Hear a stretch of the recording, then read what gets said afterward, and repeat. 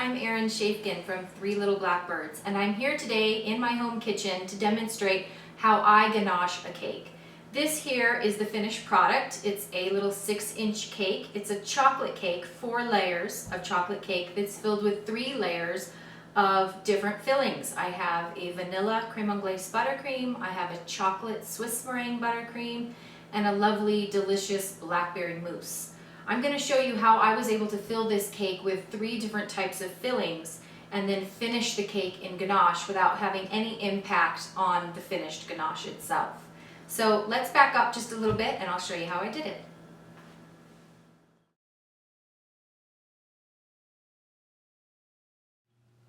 Okay, so I'm here with the star of the show, of course, the chocolate ganache. And hopefully you can see this in the video, but it's a nice thick peanut butter-like consistency.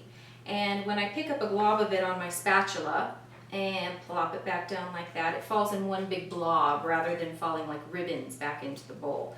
That's how I know that it's going to be nice and thick and ready to use.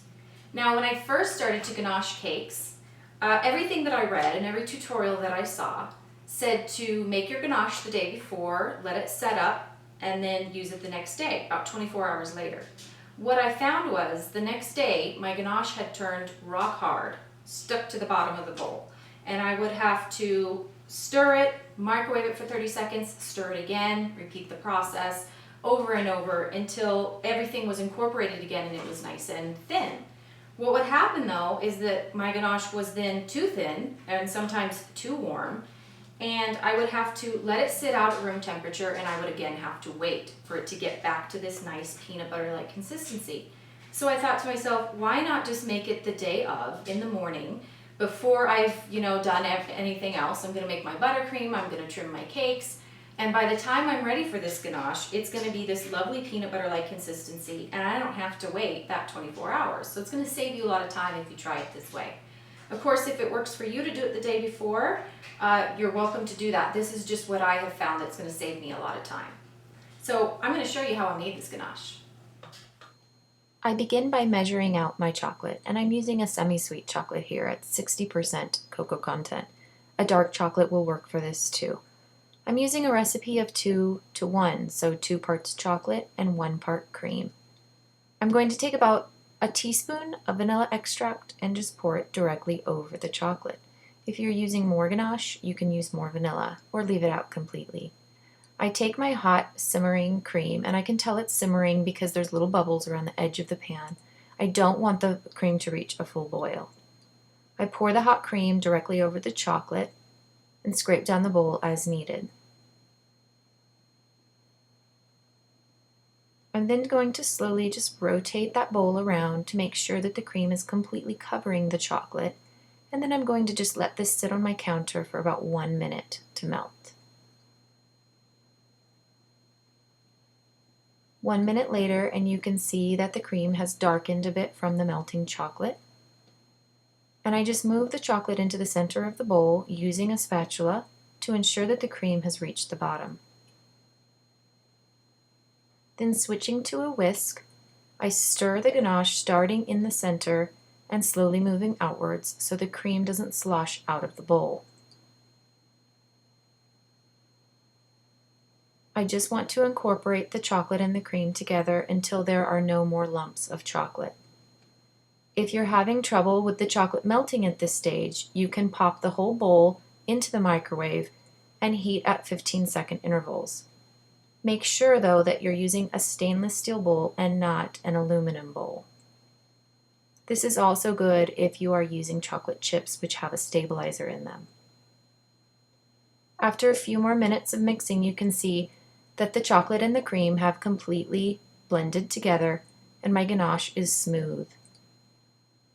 It's still warm and it's thin, so I'm going to just leave it on my counter for several hours for it to thicken.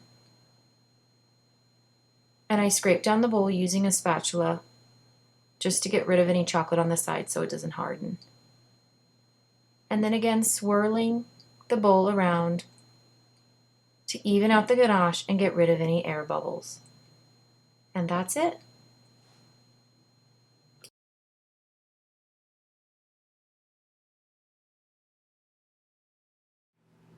Okay, so now that our ganache is made and we have everything else ready to go, I have my 4 chocolate cakes. 3 of them I've already trimmed and leveled, and I'm going to go ahead and level and trim my last one. Now these cakes are still partially frozen. All of my cakes go straight into the freezer while still warm, actually. And I have a couple of really good reasons for that. First is scratch-baked cakes tend to be good the day that they're baked, but even better the day after. The flavors, while the cake is setting up in the freezer, have a chance to mature and meld together, especially like a butter-based cake. It's going to taste richer, the vanilla flavor is going to come out more. A chocolate cake is going to taste more chocolatey, it's going to be richer. Second reason is that scratch-baked cakes also tend to dry out a lot faster than, say, a box mix. There's no preservatives in them and not a whole lot of chemicals, and so they tend to dry out. And by wrapping the cake while it's still warm and then putting it into the freezer, we're essentially trapping all of that moisture into the cake. And there's therefore no need for any sugar syrup or anything like that because it's already moist and delicious. So as I said earlier, I'm going to go ahead and trim this up.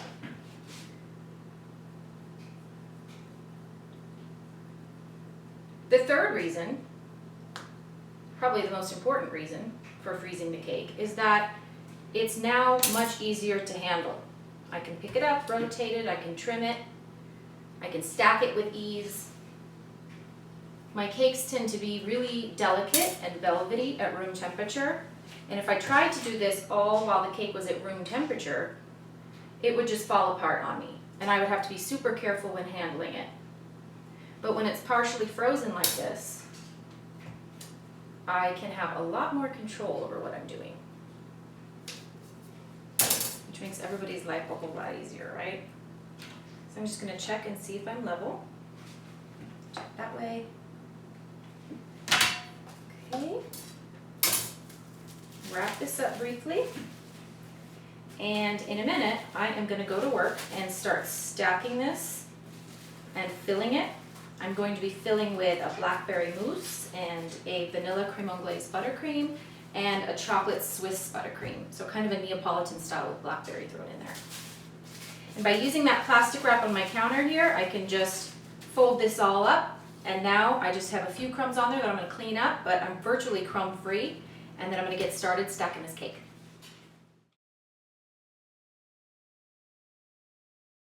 So we're all ready to go. Our cakes are trimmed and leveled, and now we're ready to start stacking. And I begin by taking a cardboard round or a cake round, the same size as the layers of my cake, which is of course a 6-inch. And I'm going to start by buttering this board, which just means, just like it sounds, just like spreading butter onto a piece of toast. And what this is going to do is it's going to set up. As soon as I set that cold layer of cake right on top of this, it's going to set up nicely and it's going to glue our cake to this cake round. You can go all the way to the edges if you want. It becomes a little bit hard to handle, as you can see. So I usually just make sure that the middle where the cake is going to be touching is nice and layered on with the ganache. And we'll fix up those edges that are bare. And I'm going to start by just taking one of my layers, setting it trim side up, right into the center of our cake card here. And like I said, that chocolate ganache is going to set up right away, so you want to get it moved and centered as quickly as possible. Okay, just checking for evenness around all sides here. And then I'm going to go to work here and I'm going to stack each one. Now you'll see in the video that I'm actually creating a dam or a border with some of this same chocolate ganache that I put into a piping bag with a round tip. And what this border is going to do is allow me to fill this cake with anything other than ganache. So I'm going to be using buttercream, I'm going to be using a mousse, and this is going to ensure that none of those fillings are going to seep out as we start to stack and create weight to this cake, and also as I'm scraping later and smoothing the cake. So I'm going to go to work here and we'll speed this up.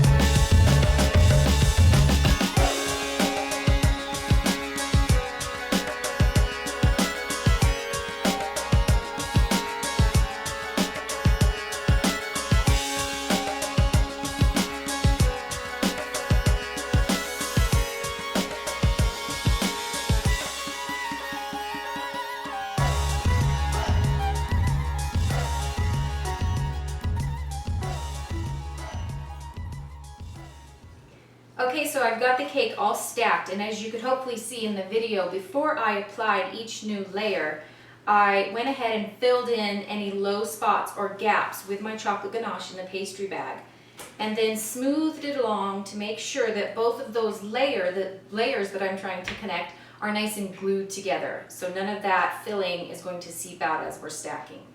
And then at this point, I'm just going to go ahead and fill in any residual low spots with a little bit more of the ganache, any little holes or any of the crumbs showing through on the sides of the cake, and just smooth that along.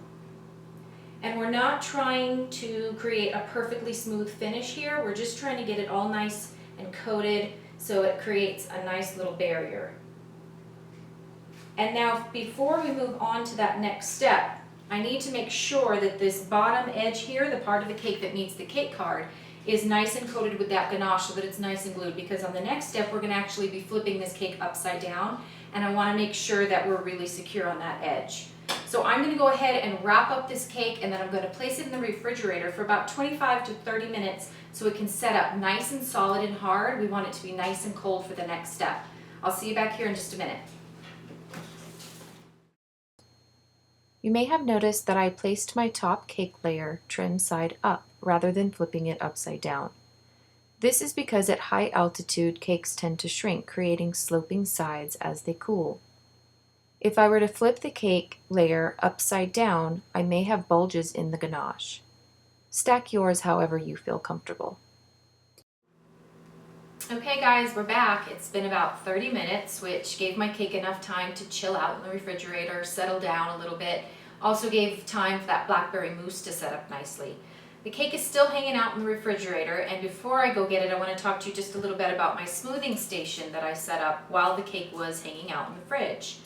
This is a piece of MDF board. It is about 1/2 inch thick, and it's nice and sturdy. It's not going to be too thin to where I lift this up and carry the cake to the refrigerator in the next step. It's not going to bend or buckle on me, which can ruin my top edge of my cake.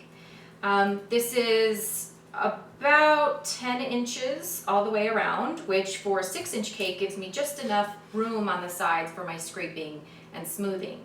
My husband cut this board for me, but you can actually take your dimensions and sizes to any hardware store and they'll cut it for you, which is really nice.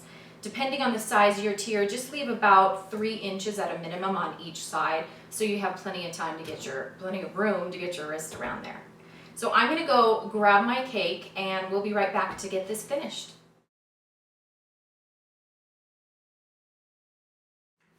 Alright, so I got my cake here out of the refrigerator. It's nice and cold. And while I was waiting for that to firm up, I went ahead and warmed up my chocolate ganache just a little bit because it came to be a little bit too hard, a little bit too firm. So about 15 seconds in the microwave, give it a nice stir or a fold, and it should be good to go. Don't heat it up too much because we don't want this hot or thin at this point. Now I went ahead and I covered my board earlier with a layer of wax paper, and I secured it with double stick or double-sided tape, which may seem like kind of a strange option, but I do that because when I set my board on my turntable, I want the board and my turntable to become one, and that double stick tape really helps to stick that to my turntable. If you don't have double stick tape, or you don't want to use it, or you find that it's still sliding around, you can take a piece of this non-stick padding, which I cut into a rather oddly shaped little square there. Set it down on your turntable and then set your board on top, and you'll find that it's not going to move at all when you go to scrape, which is great. I'm going to start by spreading a layer of ganache onto my board the size of my cake, so 6 inches. And we can use this cake card to help us determine the size, or we can measure using our fingers. So again, this is peanut butter consistency ganache. Not too thick and not too thin. And I'm just going to take my handy dandy little small offset spatula and begin spreading this around in the center of the board. Again, we're looking to make sure we're covering that 6 inches with a little bit of extra space all around. You can go really as large as you want. You just can't go smaller than the size of your cake. And I'm spreading this on rather thick because when we flip the cake on top of this circle, we're going to be able to manipulate that to get it to be nice and level and even. So I want it to be able to squish out on either side. And I'm just working out any little air bubbles that surface as I'm smoothing this. Okay, let's check. That looks good. Or you can use your fingers. Just a little bit more here to complete our circle.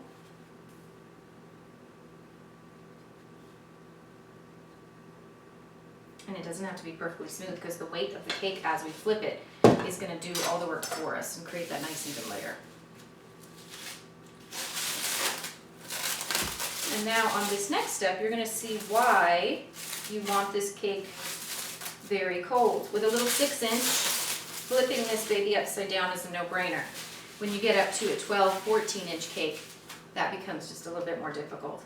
Oh, and I wanted to tell you that before I put this cake into the refrigerator, I slipped it onto this 8-inch size card. And the reason that I did that is because I don't want to have to manipulate this bottom edge of my little 6-inch here.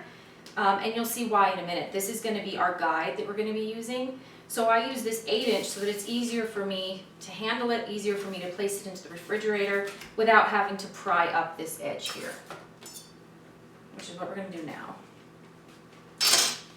Okay, and then because this cake is nice and cold, I have no fear. I'm going to flip this right onto my circle here, right in the center.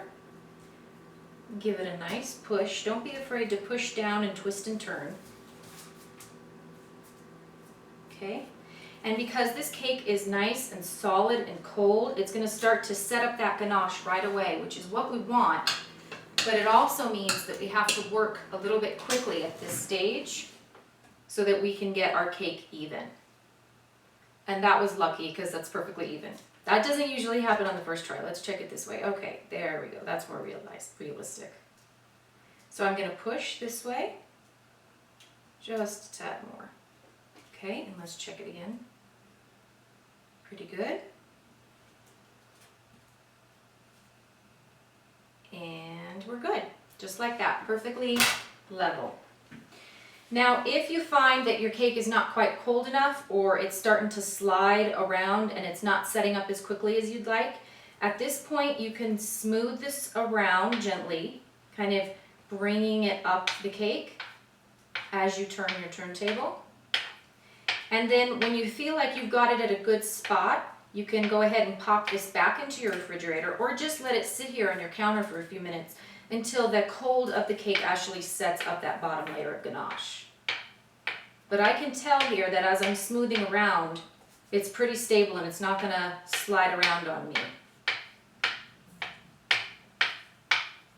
So as I said, I'm just smoothing this up, really gluing that bottom, or what is now our top edge, to the board. And then I'm just going to begin smoothing around, starting with this little lip that you can see here. This is now the bottom of our cake, obviously. So we're going to build up from bottom to top. And I'm going to smooth it on there until I get that lip nice and even, and then I'm going to move down to the bottom. So I'm going to go to work here and I'm going to get this all spread on.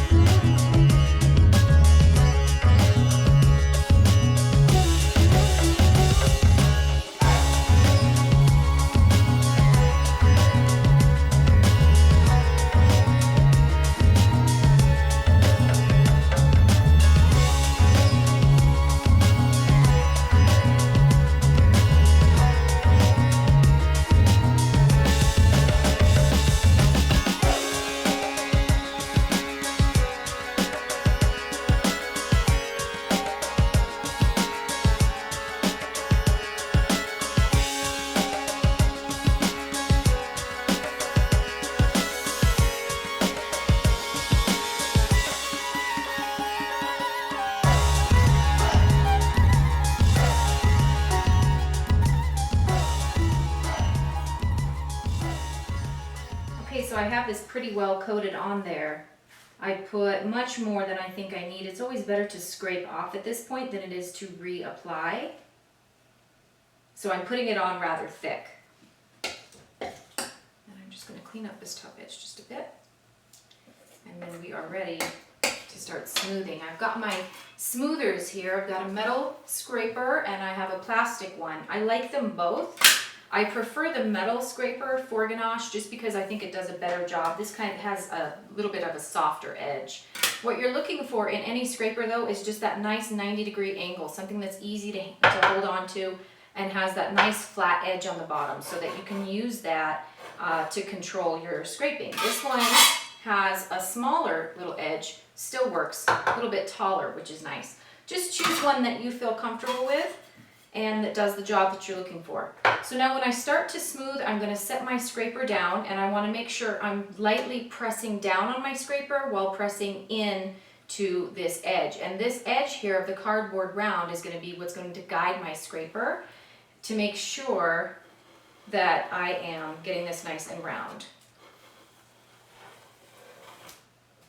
So as my chocolate sets up, it's going to give me some give, but I'm just going to keep going around this first scrape.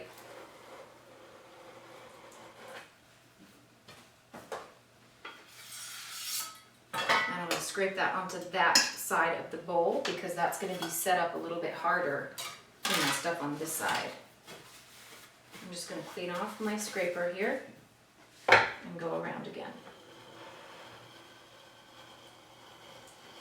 And don't be afraid to press in firmly because this ganache can be quite tough, especially on this cold cake. And you'll see lots of divots, maybe a little bit of air holes. I don't see a lot of air holes, I do see some divots though, and that's going to be really easy to fix. Okay, again, scrape and put it onto that side. And that's the hardest part about ganache is controlling the temperature because you want it to set up, but then it starts to set up quickly. But don't let this part stress you out. You really can, do a couple of scrapes and then take a time out, rewarm your chocolate, and start again. And what I'm looking for here on these initial scrapes is to make sure that my chocolate is even with my top round, that I don't have any areas that are sticking out more than the others.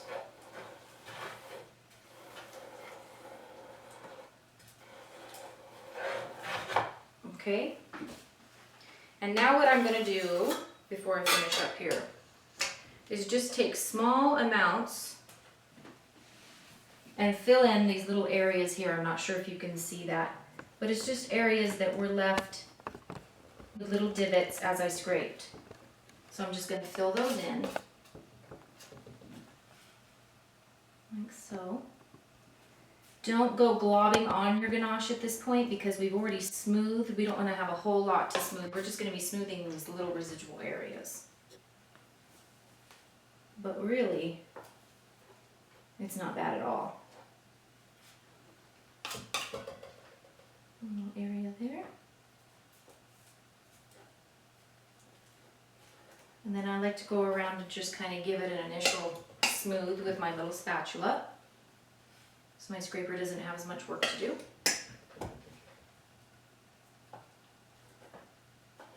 We're still nice and even.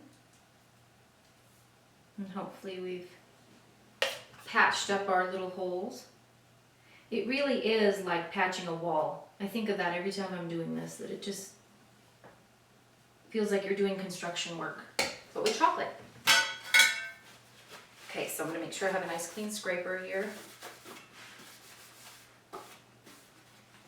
Okay, same thing.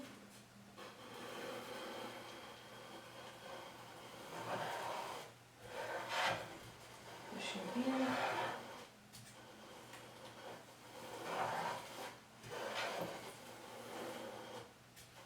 And we are pretty good to go. Clean up this.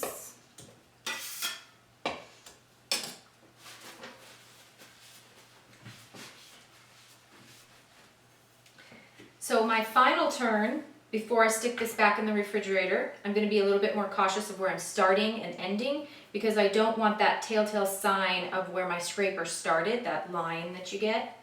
So I'm going to start here and I'm going to come in one swoop all the way around without stopping, just like that.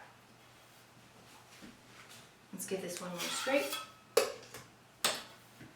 Scrape off our top here. Okay, not too bad, huh? Pretty easy. It's really not as hard as you think it is. I'm now going to take this, I can lift up this whole board, get rid of my little pad under here, and I can move this whole board now into the refrigerator and let that top edge set up. And that's going to take another 30 minutes.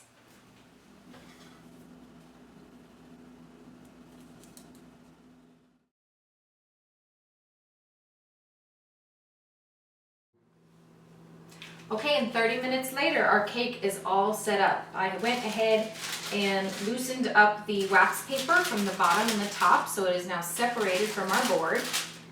And hopefully by now you are covered in chocolate, and then you know you've done it right. We're gonna go ahead and flip this over. So I do this by placing my hand on what is the bottom of the cake and just giving it a nice little flip. We're gonna rest that cake on the counter, remove the board,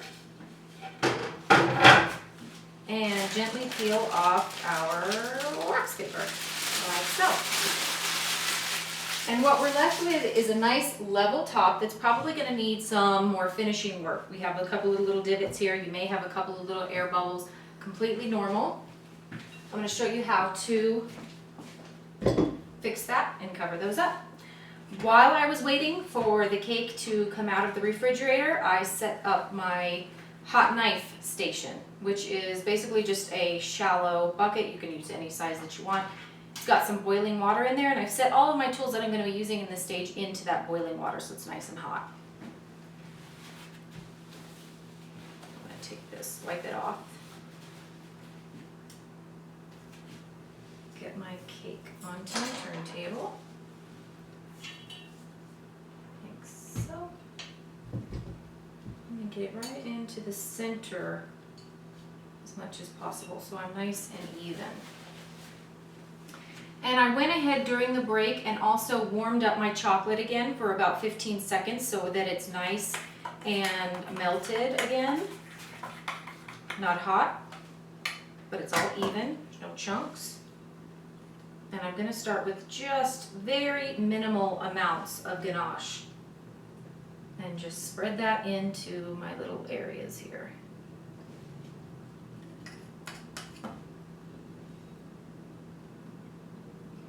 And I'm not sure if you can see in the video, but I've got this little lip here, which happens every time to me with ganache and with buttercream. And we're going to take care of that with our hot knife method, which I'm going to do in just a minute. And because this ganache is still cold, this additional ganache that I'm adding is going to set up right away. So just give it a minute before you smooth it.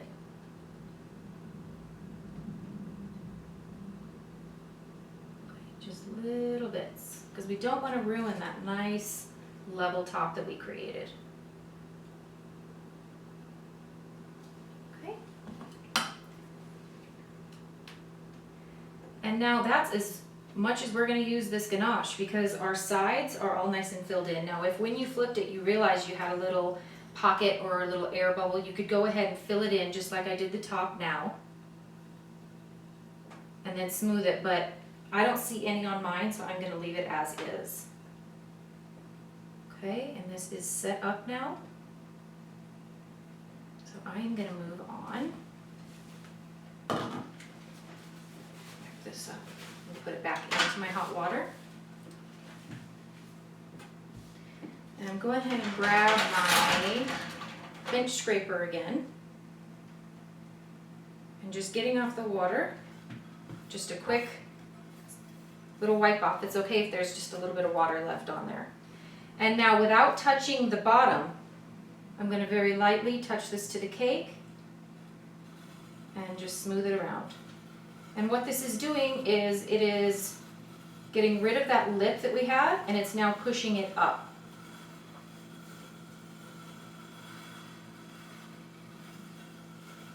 It's also doing any final smoothing that we need to do. Give this a dip. Again, just a quick wipe off. And smooth. And because I'm centered on my board here, I'll feel when I'm nice and level, and you'll feel where it sort of starts to give just a bit, which is where it needs to be smoothed. And as you go around, you'll start to feel that your bench scraper stays really level, and that's when you know you're good to go. Okay.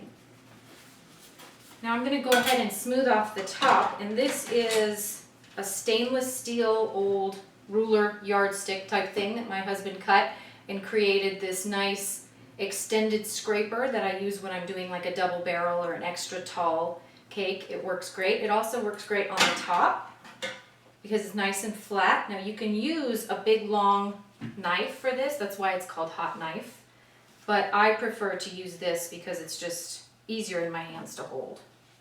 Okay, now holding this very level, I'm just going to slide it across in one swoop, like so. Dip that back into my hot water.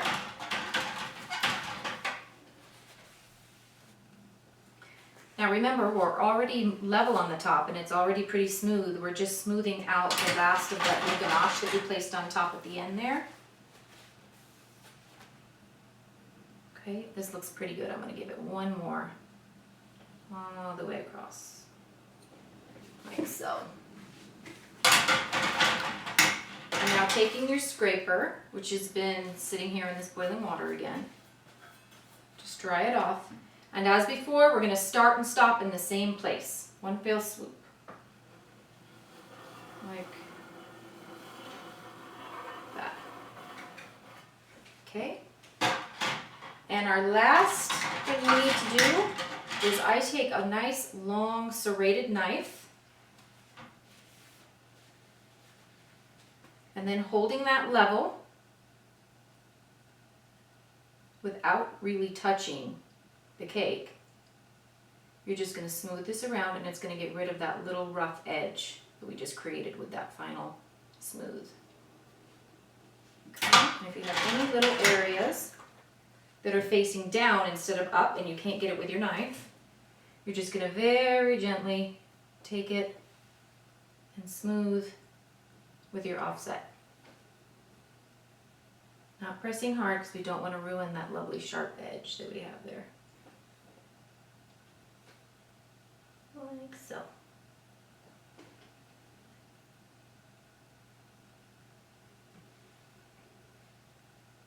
Okay. And at this point, the ganache is complete and we are finished. Now, if I was going to cover this cake with fondant, I would leave it out at room temperature overnight so that it can get a nice hard shell, so that when we go to place the fondant over it, it's going to protect that cake and it's going to be protected from the fondant. Now, because this was filled with mousse, which is perishable, this needs to then go directly into the refrigerator. And it'll create that hard shell in the refrigerator. We can pull it out and then cover it with fondant. The only problem with covering a cake that is cold with fondant that is room temperature is that you can sometimes get air bubbles. But in my next tutorial, I'm actually going to show you how to cover a cake like this in fondant, retain those nice, beautiful, sharp edges, get a perfect fondant finish, and also cover up any of those pinpricks that you have from getting air bubbles. So no more trying to cover up your little pinprick holes with extra fondant. You're going to have an absolutely perfectly finished cake. But at this point, for me, I'm not covering this with fondant. This is a Simply Ganache cake that is served just as is. I am going to place this on my finishing board,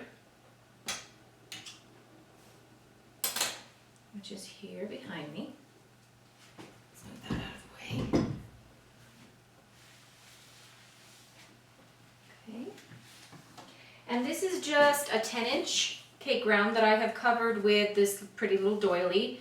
I put down some double stick tape again, put the doily on top, and then made a crisscross of more double stick tape, just so this cake will stick to it. And I'm just going to get that into the center. Scoot that over just a bit. Okay.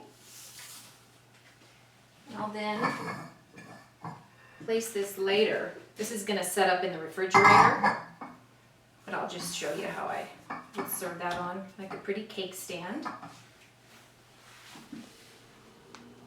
And then I'm just going to finish this with some ribbon. It's kind of a signature of mine with my simple cakes. I always place a pretty ribbon at the bottom, which is going to cover up our little edge down there, since you can see the cardboard and that's not so pretty. Okay, and just loosely wrap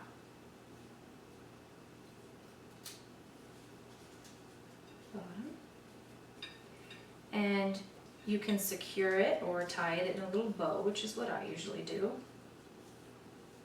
You can do a pretty square bow, or a bow like this.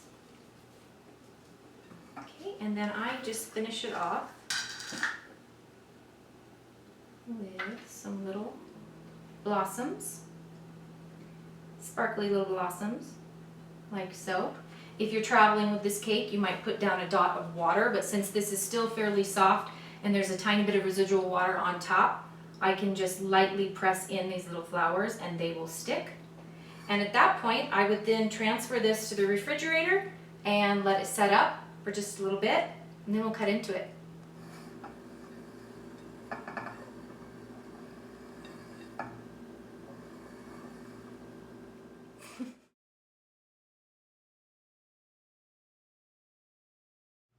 All right, so our cake is all finished and it's been resting in the refrigerator for a little while. I've got here my handy dandy assistant, who also happens to be my husband, and he's going to cut into this cake so we can see what it looks like on the inside, because it's not just about the outside beauty of our cake, the inner beauty is also important, right? Now, when I first started making cakes for friends and family, I would work so hard on them, sometimes till 2, 3 o'clock in the morning. And by the time it came to cut the cake, I just couldn't bring myself to do it. So my husband, always his lovely self, decided to volunteer and would cut all the cakes. And he has ever since. So we're keeping up with the tradition here, and he's cutting this cake for us. What do you think? Ooh. Yay! And this is when we get the oohs and the ahs. Is this my piece? Of course. You always get the first one. Isn't he sweet?